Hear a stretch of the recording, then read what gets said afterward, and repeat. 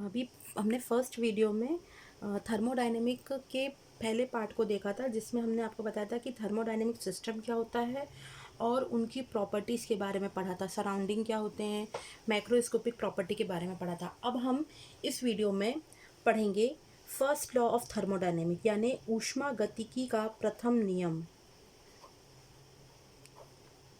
जिसे इंग्लिश में बोलते हैं फर्स्ट लॉ ऑफ थर्मोडायनेमिक, ऊष्मागतिकी का प्रथम नियम। लेकिन इस प्रथम नियम को देखने से पहले हम सबसे पहले डिस्कशन करना चाहेंगे आंतरिक ऊर्जा को, है ना। हमें इसके बारे में अच्छी तरीके से पता होना चाहिए कि आंतरिक ऊर्जा क्या है, क्योंकि इसे फर्स्ट लॉ ऑफ थर्मोडायनेमिक जो है वो आंतरिक ऊर्जा से संबंधित है। तो जो ये दोनों रिलेटेड है, तो आंतरिक ऊर्जा के बारे में भी पूछा जाता है कि आंतरिक ऊर्जा क्या होती है। इसको इंग्लिश में बोलते हैं हम इंटरनल एनर्जी, ठीक है, इसको हम बोलते हैं इंटरनल एनर्जी। तो क्योंकि से ये दोनों रिलेटेड हैं, जब तक कि हमें आंतरिक ऊर्जा नहीं पता होगी कि आंतरिक ऊर्जा क्या होती है, हम फर्स्ट लॉ ऑफ थर्मोडायनेमिक को अच्छी तरीके से डिफाइन या हम समझ नहीं पाएंगे। तो उसके लिए पहले हम समझते हैं आंतरिक ऊर्जा। अब आंतरिक ऊर्जा क्या होती है, तो सबसे पहले हमने यहाँ पर एक थर्मोडायनेमिक सिस्टम बनाते हैं। बच्चों, आप लोगों को थर्मोडायनेमिक सिस्टम याद होगा कि किसे हम थर्मोडायनेमिक सिस्टम कहते हैं, है ना। हम उसको थर्मोडायनेमिक सिस्टम कहते हैं जो बाउंड्री वगैरह हमने आपको उससे रिलेटेड बताए थे, जिसमें बाउंड्री होती है और सिस्टम किस तरीके से होता है, उसके अंदर इस तरीके का सिस्टम होता है कि उसके अंदर क्या है, एक सिस्टम हीट को आदान प्रदान करने का एक माध्यम होता है ना। तो अब हम देखते हैं कि हमारे पास एक थर्मोडायनेमिक सिस्टम है। सपोज यहाँ पर हमने एक गैस ली हुई है, ठीक है। इस गैस में हमने यहाँ पर एक ऐसा पिस्टन लगा के रखा है, ठीक है। ये यहाँ पर एक गैस ली हमने और एक पिस्टन लगा के रखा है, ठीक है।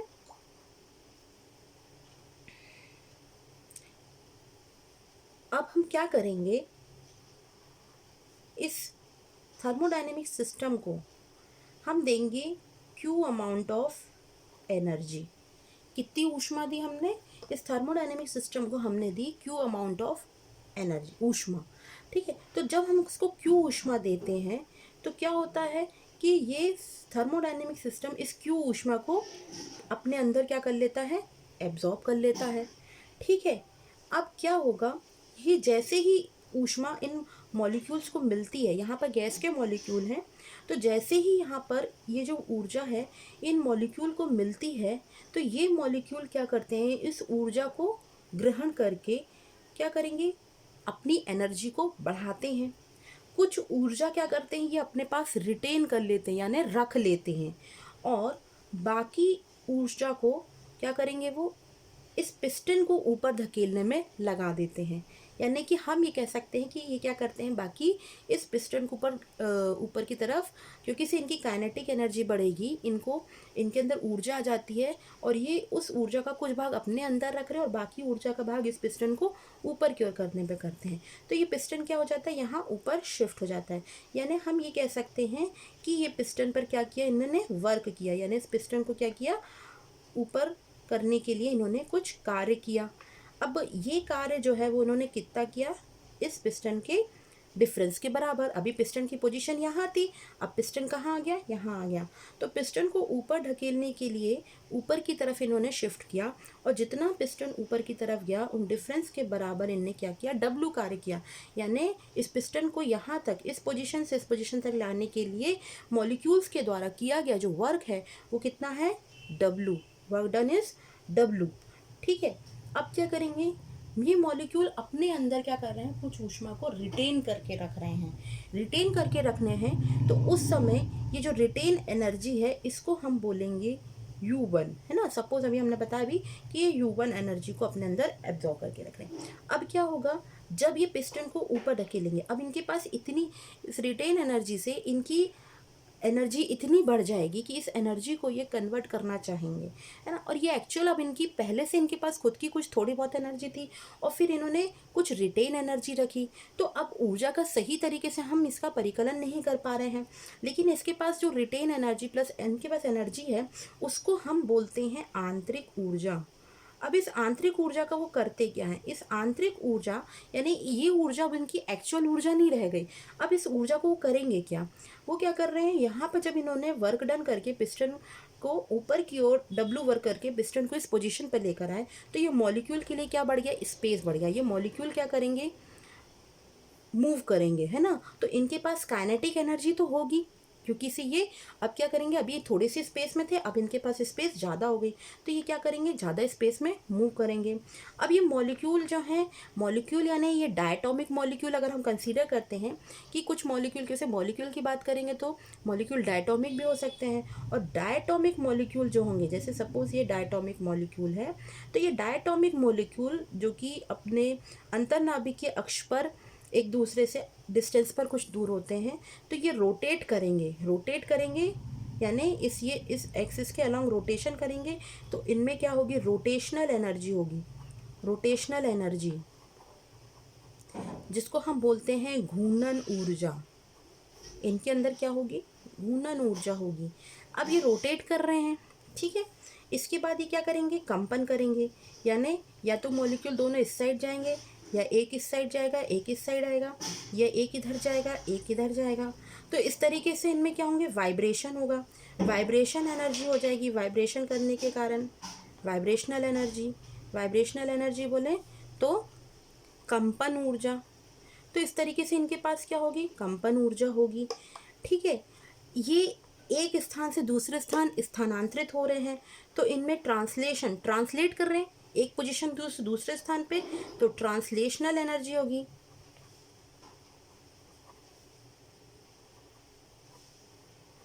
जिसे हम बोलते हैं स्थानांतरण ऊर्जा।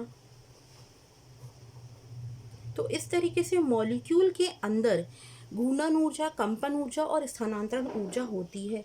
तो ये जो ऊर्जा होती है रिटेन ऊर्जा, ये रिटेन ऊर्जा अब हमको सही तरीके से इस एक्चुअल ऊर्जा का पता चलेगा कि जो मॉलिक्यूल ने जो उनकी एनर्जी खुद की थी और जो उन्होंने क्यू ऊष्मा देने के बाद अपने अंदर वर्क डन डब्ल्यू में यूज़ करने के बाद जो बची हुई ऊर्जा थी जो उन्हें अपने अंदर रिटेन कर ली थी, उस रिटेन ऊर्जा को वो इन ऊर्जाओं के फॉर्म में क्या कर देते हैं, कन्वर्ट करते हैं, जिससे इनकी आंतरिक ऊर्जा में परिवर्तन आता है, ठीक है। तो यही ऊर्जाओं का योग जो होती है, ये इसकी इंटरनल एनर्जी, अभी जो इसने जो ऊर्जा अपने अंदर रिटेन करी थी, है ना, वो इसकी क्या थी, आंतरिक ऊर्जा थी। लेकिन अब इसको उसने क्या किया, इस आंतरिक ऊर्जा को उसने इस तरीके से अपने अंदर क्या करा, अलग अलग फॉर्म में कन्वर्ट किया। वो अलग अलग फॉर्म कौन कौन से, उसने उसको रोटेशनल एनर्जी में कन्वर्ट किया, वाइब्रेशनल एनर्जी में कन्वर्ट किया और ट्रांसलेशन एनर्जी में कन्वर्ट किया। क्योंकि से ये इस ऊर्जा को लेके इस फॉर्म में तो रह नहीं सकते थे। किसी भी मॉलिक्यूल को जब ऊर्जा मिलेगी तो वो उस ऊर्जा को क्या करने की कोशिश करते हैं, स्टेबल करने की कोशिश करते हैं, वो अपने आप को स्थायित्व के फॉर्म में लेकर आने के बजाय। किसी के पास भी ऊर्जा रहेगी तो उनके अंदर स्थायित्व नहीं आता है। स्थायित्व के लिए क्या करते हैं, वो अपने अंदर जो रिटेन एनर्जी थी उसको वो इस ऊर्जा में कन्वर्ट करते हैं, जिससे उसकी आंतरिक ऊर्जा में परिवर्तन आता है। तो इस प्रकार हम कह सकते हैं कि जो अब ऊर्जा होगी वो अब U2 होगी। तो हम आंतरिक ऊर्जा को बता सकते हैं कि ये जो ऊर्जाएं होती हैं ये इसकी आंतरिक ऊर्जा होती है, जो कि हमको घूर्णन ऊर्जा, कंपन ऊर्जा और स्थानांतरण ऊर्जा के योग के बराबर दिखाई देती है। यानी अब हम ये कह सकते हैं कि मॉलिक्यूल के अंदर जो ऊर्जाएं होती हैं वो क्या होती है, वो उसकी आंतरिक ऊर्जा होती है, जो कि घूर्णन ऊर्जा, कंपन ऊर्जा, स्थानांतरण ऊर्जा का योग होती है। इस प्रकार से हम इंटरनल एनर्जी को डिफाइन कर सकते हैं। अब अगर हम बोल रहे हैं कि आंतरिक ऊर्जा में परिवर्तन क्या होता है, तो आंतरिक ऊर्जा में परिवर्तन को अगर हम बताना चाहें, आंतरिक ऊर्जा को हमने जो सिंबल है वो यू से प्रदर्शित किया है, और आंतरिक ऊर्जा में परिवर्तन जो है वो डेल यू से प्रदर्शित करते हैं। और डेल यू जो होता है वो उसकी प्रारंभिक अवस्था और अंतिम अवस्था में जो आंतरिक ऊर्जाएं होती हैं उसके अंतर के बराबर होती है। तो डेल यू जो होगी वो होगी अंतिम अवस्था, और अंतिम अवस्था में आंतरिक ऊर्जा माइनस प्रारंभिक अवस्था में उसकी आंतरिक ऊर्जा कितनी थी, ठीक है। तो प्रारंभिक अवस्था में उसकी ऊर्जा थी U1 और अंतिम अवस्था में आंतरिक ऊर्जा थी U2। तो ऊर्जा में परिवर्तन किसके बराबर होगा, U2 माइनस U1 के बराबर होगा। अब हम आपको यहाँ पे अपने नोट्स दिखा सकते हैं, जैसे हमने नोट्स में दिया है कि जो ऊर्जाएं हैं वो आप यहाँ से इसको कॉपी भी कर सकते हैं कि आंतरिक ऊर्जा जो होती है वो क्या है और किस तरीके से आंतरिक ऊर्जा को डिफाइन किया गया है। ठीक है, आंतरिक ऊर्जा जो होती है एक अवस्था फलन भी है और इसके परम मान का निर्धारण नहीं किया जा सकता है, यह असंभव है क्योंकि केवल अंतिम और प्रारंभिक अवस्थाओं पर निर्भर करती है। ठीक है, इसकी जो यूनिट होती है डेल यू की, वो होती है कैलोरी। ये जो यू की यूनिट होती है ये कैलोरी है और एसआई जो यूनिट है इसकी वो जूल है। ठीक है, तो इस तरीके से हम आंतरिक ऊर्जा को बता सकते हैं। अब क्योंकि हमने आंतरिक ऊर्जा को समझा है तो यही चीज़ हमको प्रथम नियम बताएगी, है ना। तो प्रथम नियम को हम इसी तरीके से समझ सकते हैं कि जो प्रथम नियम हमने यहाँ पे देखा, आंतरिक ऊर्जा अगर हमें समझ में आ गई तो हम प्रथम नियम को भी बता सकते हैं। ठीक है, प्रथम नियम क्या कहता है? प्रथम नियम के अनुसार यदि हमने यहाँ पे बता रहे हैं कि सिस्टम, थर्मोडायनेमिक सिस्टम को हमने टोटल एनर्जी कितनी दी थी? क्यू दी थी। हमने टोटल एनर्जी क्या दी थी? क्यू दी थी। ठीक है, अब इस क्यू ऊष्मा से क्या हुआ? इस थर्मोडायनेमिक सिस्टम के अंदर जो पदार्थ अणु थे उसने उस ऊर्जा को लिया, कुछ ऊर्जा को इसने क्या किया? ऊर्जा के दो भाग कर दिए, एक भाग उसने अपने अंदर रोक लिया और दूसरा भाग इसने क्या किया? डब्ल्यू वर्क डन के लिए यूज किया। ठीक है, तो अब क्या हुआ? अब जो डब्ल्यू वर्क हो रहा है वो, और इस ऊर्जा जो रिटेन ऊर्जा को इसने अपने रखा था, अब डब्ल्यू वर्क डन करने के बाद इसने उस ऊर्जा को क्या किया? इस फॉर्म में कन्वर्ट किया, घूर्णन ऊर्जा, कंपन ऊर्जा और स्थानांतरण ऊर्जा। तो क्या हुआ? इस तरीके से यहाँ पर आंतरिक ऊर्जा में परिवर्तन मिला, यानी अब ऊर्जा जो हो रही है, टोटल जो क्यू ऊष्मा दी गई थी वो आंतरिक ऊर्जा में परिवर्तन में यूज हुई और प्लस डब्ल्यू कार्य करने में यूज हुई। तो टोटल ऊष्मा जो है वो आंतरिक ऊर्जा में परिवर्तन और डब्ल्यू कार्य के योग के बराबर होती है। ठीक है, अब ये कहेंगे कि ये थर्मोडायनामिक का फर्स्ट लॉ से कैसे रिलेटेड है। ठीक है, तो फर्स्ट लॉ से ऐसे रिलेटेड है कि फर्स्ट लॉ जो है ये हमें बताता है, थर्मोडायनामिक का फर्स्ट लॉ ये कहता है कि ऊष्मा ना तो उत्पन्न होती है और ना ही नष्ट होती है, उसे केवल एक रूप से दूसरे रूप में परिवर्तित किया जा सकता है।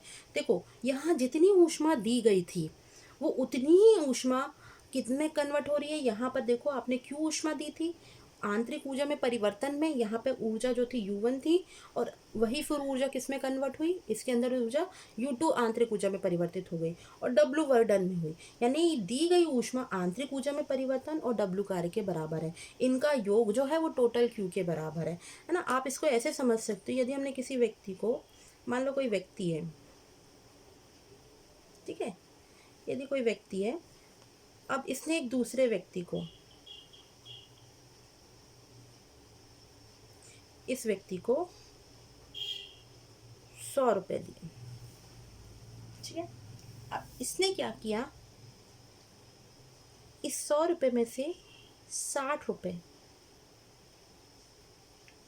किसी कार्य में लगाए। ठीक है, और अपने पास कितने रुपए रखे? 40 रुपये रखे। ठीक, मान लो अब इस 40 रुपये में से वो 30 रुपये अपने पास रखे और 10 रुपये वो क्या कर दे? डिस्ट्रॉय कर दे। तो क्या ये दिया गया अमाउंट 100 अब 60 + 30 बराबर होंगे, इक्विवेलेंट होंगे? नहीं, दिस डज नॉट इक्विवेलेंट। लेकिन अगर यह अपने पास पूरे 40 रुपये रखता और 60 रुपये किसी कार्य के लिए देता तो ये दोनों अमाउंट बराबर होते, है ना। इससे हमें ये पता चल रहा है, यही थर्मोडायनेमिक का फर्स्ट लॉ है कि दी गई ऊष्मा जो है टोटल, वो यहाँ पर U1 जो आंतरिक ऊर्जा के रूप में थी और यही U1 ऊर्जा जो रिटेन करके रखी थी वही ऊर्जा किस में कन्वर्ट हुई? उस आंतरिक ऊर्जा को U2 कार्य में कन्वर्ट करने में हो। U2 वर्क क्या हो रहा है? उसमें घूर्णन ऊर्जा में, कंपन ऊर्जा में, स्थानांतरण ऊर्जा में परिवर्तन में यूज हो रहा है। ठीक है, करने में यूज हुआ, इस ऊर्जा में मतलब स्थानांतरण ऊर्जा में कन्वर्ट हुआ, कंपन ऊर्जा में, घूर्णन ऊर्जा में कन्वर्ट हुआ। तो अभी यही रिटेन ऊर्जा कन्वर्ट हो रही है U2 में। तो इनका जो डिफरेंस होगा, पहले स्टार्टिंग में U1 थी, है ना, इस कंडीशन में प्रारंभिक अवस्था में U1 हो गई, जो उसने रिटेन करके रखी थी तो वो U1 हो गई। अभी क्या हुई? U2। अब रिटेन ऐसे मान सकते कि मान लो इस व्यक्ति के पास 200 रुपये पहले से थे और 100 रुपये लिए, तो वही चीज़ है कि 200 रुपये तो इसके पास पहले से थे, यानी कुछ एनर्जी तो इसके पास पहले से थी, लेकिन कुछ ऊर्जा इसने W कार्य करने में यूज़ कर ली थी और कुछ इसने अपने अंदर क्या करी थी? रिटेन कर ली थी क्यू ऊष्मा में से, 2 भाग कर लिए थे, एक डब्ल्यू कार्य में यूज़ किया और एक अपने अंदर रिटेन करके रखा। और जो रिटेन करके रखा था वो इसकी पहली इंटरनल एनर्जी U1 थी प्रारंभिक अवस्था में, और इसी रिटेन ऊर्जा को उसने घूर्णन में और कंपन में और स्थानांतरण में परिवर्तित किया, जिससे इसकी अब आंतरिक ऊर्जा U2 हो गई। तो अब यानी टोटल जो ऊर्जा है वो आंतरिक ऊर्जा में परिवर्तन और W कार्य करने में यूज होती। यानी ऊष्मागतिकी का जो प्रथम नियम है इस आंतरिक ऊर्जा के द्वारा सिद्ध होता है कि ऊर्जा ना तो उत्पन्न होती है और ना ही नष्ट होती है, उसे केवल एक रूप से दूसरे रूप में परिवर्तित किया जाता है।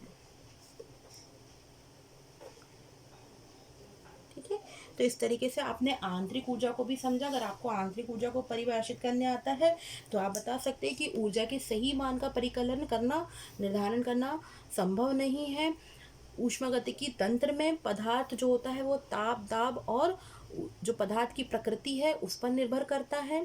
साथ ही जो ऊर्जा इसके अंदर पदार्थ के अणुओं के अंदर कुछ ऊर्जा पहले से निहित होती है और कुछ ऊर्जा जो दी जाती है वो इसकी घूर्णन ऊर्जा में, उसको घूर्णन ऊर्जा मॉलिक्यूल के अंदर कुछ रोटेशनल एनर्जी कन्वर्ट करने में यूज़ होती है।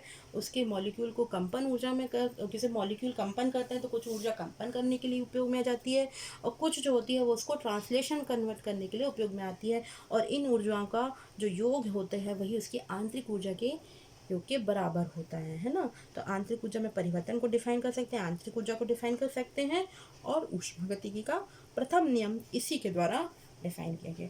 तो अब हम यहाँ पर अपना ये वीडियो भी बंद करते हैं, और इसको नेक्स्ट हम अपने वीडियो में आगे एंथैल्पी और थर्मोडायनेमिक के सेकेंड लॉ को डिफाइन करेंगे।